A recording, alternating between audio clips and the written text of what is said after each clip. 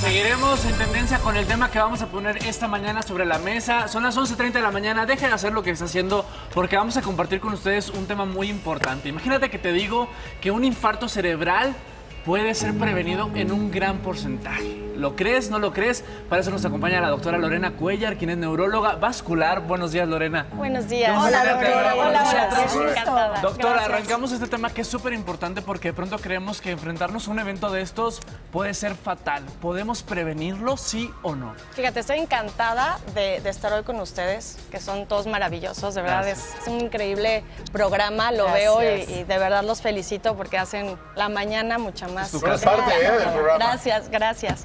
Ese tema que lo estás diciendo, gracias por invitarme. El 80% de los infartos cerebrales se pueden prevenir. Hoy día es la segunda causa de muerte en nuestro país. Es la primera causa de incapacidad. O sea, estoy hablando que es un problema de salud pública, que sí hay que transmitir esta información, que tiene muchísima relevancia para prevenir un infarto cerebral. Pero ¿cómo se previene? O sea, ¿qué tendríamos que hacer? ¿Y qué es uno? Porque yo no tengo ni idea qué es. Un infarto cerebral es la falta de riego sanguíneo al tejido cerebral. El tejido cerebral se puede infartar por tres cosas: por un émbolo, por un coágulo, por una placa de colesterol o una placa de colesterol y de calcio. Les voy a mostrar aquí, tenemos factores de riesgo modificables y factores de riesgo no modificables. Estamos hablando que el infarto cerebral o ictus isquémico o embolia es la segunda causa de muerte en nuestro país y es la primera causa de discapacidad de cualquier tipo, para caminar, para correr, para hablar, para entender, ¿no? Rápidamente, ahorita que lo tenemos en pantalla, explícanos porque ahorita no se había visto esto qué es y esto qué es. Perfecto. Factores de riesgo no modificables. Como su nombre lo dice, no lo vas a poder modificar. Ahí no podemos hacer nada. Ahí sería que como herencia o... Ajá, factor hereditario. Genética. Y el primero es los que sí podemos modificar. Los que no podemos modificar es hombres más de 45 años que tengan antecedentes heredofamiliares hasta de 7 generaciones hacia arriba, que no la conocemos, de algún infarto cerebral o algún infarto al corazón, que sean latinoamericanos o que sean africanos. Ya per se, estos factores de riesgo tienen factor de riesgo para hacer un infarto cerebral. Ahora, vámonos sobre estos, que son los principales, porque 1 de cada 10 infartos cerebrales son causados por un factor de riesgo modificable. Y el 80% se pueden prevenir. Esa es la gran importancia. Es un índice alto, ¿no? Altísimo. Sí. O sea, si yo te digo de 10, 8 se pueden prevenir. Es buenísimo lo que nos estás Es una compartiendo. maravilla. Lo que es impresionante es que aún así sea la segunda causa de muerte. Porque no sabemos Porque cómo no hay prevenirlo. transmisión de esta del información. mensaje. Entonces hay que sensibilizar a la población, Por supuesto. ¿no? Factores de riesgo modificables. La primera causa de infarto cerebral es la hipertensión arterial. La hipertensión arterial me refiero no a 120/80 ya cuando son hipertensos. Tenemos que tener una cifra de 110/70 milímetros sobre mercurio. A esto le llamo buen control de la presión arterial. Oye, Lore, 120/80. 110/70. Que es la normal, supuestamente. Todo el mundo te dice, 120/80 estás bien. Y esta es la óptima de cuando yo estudiaba, ¿no? Y ahorita las cosas han 99. cambiado y es esta. Y es 110/70. y si es la otra, ¿qué se siente? ¿Cómo sabemos que tenemos la presión arterial mal? Generalmente duele la cabeza, de tipo vascular, así como sensación de Que te palpitación. punza. Ok. Exacto. La segunda causa modificable de la diabetes mellitus. Somos el primer país en el mundo con diabetes y el primer país con obesidad, que es otro Dios. factor Y de eso lo riesgo. podemos modificar cuidando nuestra alimentación. Así es. Teniendo Vamos buenos después. La diabetes, la obesidad, el tabaquismo per se aumenta de 3 a 4 veces más que te dé un Fuerte. infarto cerebral. No. Otra cosa importante, el colesterol alto, que también eso lo podemos manejar con dieta, con ejercicio, con medicamentos, triglicéridos altos.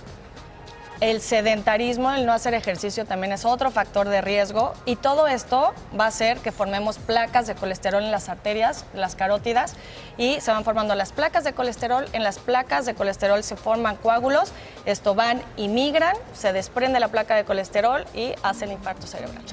Impresión. Qué Si bien explicado. Si nosotros hacemos, ya que tenemos factores de riesgo, un ultrasonido, un Doppler, que es como el que nos hacen a las mamás cuando estamos embarazadas, que no duele, de las carótidas. A partir de los 45 años damos atorvastatina, que es un hipolipemiante cuando encontramos placas de colesterol. Damos aspirina, con esto y manteniendo estas cifras, ¿no? Y haciendo ejercicio, el colesterol y demás, fumando, no fumar, no grasa, tomar, el dieta. alcohol también Perdón, aumenta 5 veces. El tema del ultrasonido es aquí. Es aquí, no te duele, Nada no de hay interno, ajá. absolutamente nada y disminuimos un 80% que no te dé un infarto cerebral. O sea, cuando hacemos este ultrasonido es para ver que esté todo en orden. Que no Ver tengas si hay que no placas. tengas las placas. Si Ok. tienes placas de colesterol, entonces empezamos con estos dos medicamentos Para junto con reducirlo. todo lo demás, hacer ejercicio, mantener cifras muy importante de glucosa si eres diabético de 90 a 95. Antes se decía no, con La 100. insulina se dice que, perdóname, que adelgaza la sangre. Sí. Precisamente Como- por eso la recomiendan. Exactamente. Como se ponen las placas de colesterol y o de calcio y después se van formando coágulos también, lo que hace la aspirina es que hace como más ligerita la Pero sangre. solo en Y libera casos coágulos. donde haya sido recetado ya por el doctor. O sea, Sí, no claro, puedes decir, "Ay, siempre. te la voy a tomar porque para que se me adelgace la sangre per se". No, y eso tiene que ser a partir de los 45 años. Ahora, Perdón, había escuchado que es muy fácil el que se te obstruya una Una vena. vena y lo que sea por el colesterol. Pero es la primera vez que oigo que también puede ser obstruido por calcio. Sí. O sea, ¿es tan malo tener el colesterol alto como es tan malo tener el calcio alto? No tanto el calcio alto, o sea, hay que saber si hay o no placas de colesterol y de calcio. No quiere decir que tengas el calcio sérico, el calcio de la sangre aumentado, vas a tener placas de calcio. Ah, ok. No está relacionado. Muy buena pregunta, ¿sabes por qué? Porque tampoco está relacionado el colesterol en sangre aumentado con la presencia o no de placas de colesterol. Yo tengo el colesterol altito porque como nueces, porque como camarones, pero no tengo placas de colesterol. No está asociado. no es lo mismo. No es lo mismo. Entonces, muchos pacientes, es que porque estás tomando 80 miligramos de atorvastatina, que es el hipolipemiante, si tienes niveles de colesterol normal en sangre. No tiene nada que ver. Eso es algo que lo enfatizo muchísimo, porque el cardiólogo, el internista les va a bajar. No es por eso, es por la presencia de placas. Cuando estuve en España hicimos un estudio de saber si veíamos el paciente que había tenido factores de riesgo, le hacíamos un Doppler, un ultrasonido carotidio, veíamos que tenía placas, entonces o tuvo un ataque isquémico transitorio, le poníamos 80 miligramos de atorvastatina. A los 3 meses le volvíamos a hacer otro estudio Doppler y veíamos que ya habían bajado las placas, entonces bajamos a 40, a la mitad de la dosis, y veíamos otros 3 meses que volvían a subir. Con lo cual, cuando ya dan 80 miligramos de colesterol, de Lipitor, perdón, de la atorvastatina, ya no puedes volver a disminuirlo si tienes factores de riesgo así. Entonces, ¿cómo tenemos que mantener todo esto? La hipertensión, la diabetes, es la enfermedad que nos oxida. Así literal, nos oxida como una manzana y va formando placas de colesterol y de calcio. Entonces, como su nombre lo dice, independientemente que tenemos que hacer ejercicio por lo menos 3 veces a la semana, 45 minutos, en que tú sientas tu corazón que late por lo menos 120 latidos por minuto por 15 minutos, ahí estás haciendo cardio, ¿no? Claro. Y le estás ayudando a que no se formen las placas. No fumar, no tomar el alcohol per se, así 5 veces mayor riesgo cuando tomas. Si ya fumaste mucho tiempo y decides dejarlo, no lo digo por mí porque mucha gente No, dice, pues pues ya sí, puede ser. estoy empaletado ahí, ¿sabes? O sea, si la gente lo deja, ¿hay una recuperación o ya si fumaste toda la vida ya estás con un riesgo muy alto? Hay una, sí, también, qué buena pregunta. Hay una ayuda a nivel de los pulmones. Después de que dejas de fumar 10 años, empieza a disminuir el factor de riesgo de padecer enfisema pulmonar. 10 años. Pero no de lo demás. O ¿Y sea, tienes- el riesgo a corazón, a riesgo de infarto, lo tienes. ¿Tienes síntomas cuando tienes estas placas? Sí. ¿O no me doy cuenta a menos de que me haga yo un ultrasonido? No, cuando tienes placas son completamente asintomáticas.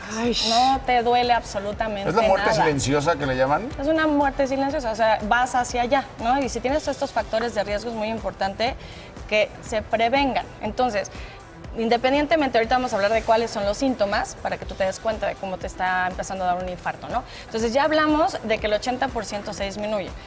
La presión arterial, si eres hipertenso, mantener 110/70. ¿Por qué? Porque entonces todos estos factores aumentan la oxidación y la inflamación. No, espérame, ¿cómo que ya nos tenemos que ir si estamos a la mitad de la clase, familia?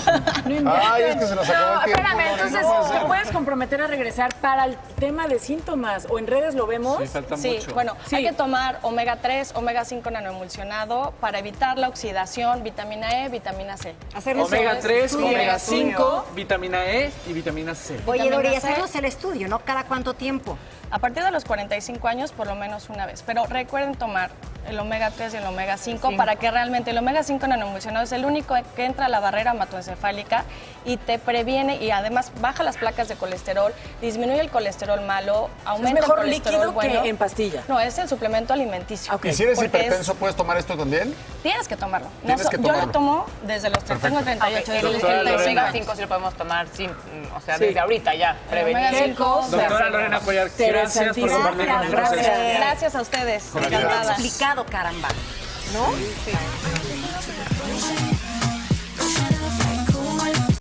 Sale el sol, lunes a viernes 9 a.m. Participa en Imagen Televisión.